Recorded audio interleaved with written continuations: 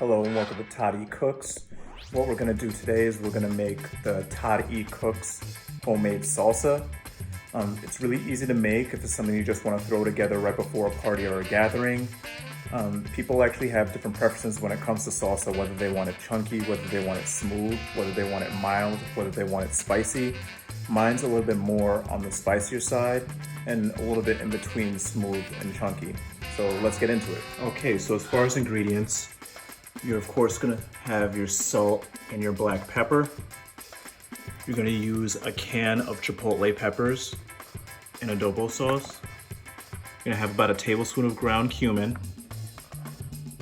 about 6 garlic cloves, the juice of 2 limes, a diced red onion, about 5 tomatoes on the vine, 2 jalapeno peppers, a tablespoon of olive oil, as well as a bunch of chopped cilantro. What you do is you want to roast your vine tomatoes as well as your garlic.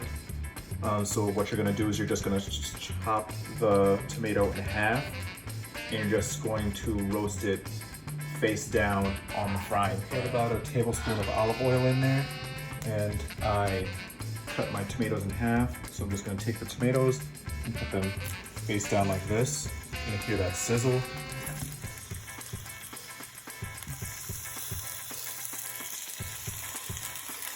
And you're just gonna have these down here on medium heat for maybe about a minute to a minute and a half.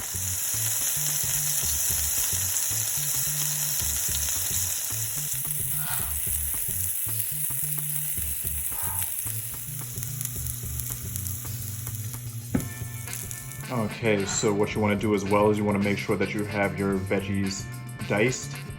And next comes the fun part, putting everything in the blender. Once you take the peppers out of the can, they actually look like this. You're just gonna wanna chop them up a little before you put them in. You can kind of see I have the roasted tomatoes, I have the garlic, and I have the chipotle peppers in there. We're just gonna one by one just throw everything in. So I'm also putting in the jalapeno as well as the red onion. So now that I have everything in here, including a tablespoon of olive oil as well as a tablespoon of the ground cumin, I can get started on blending everything together.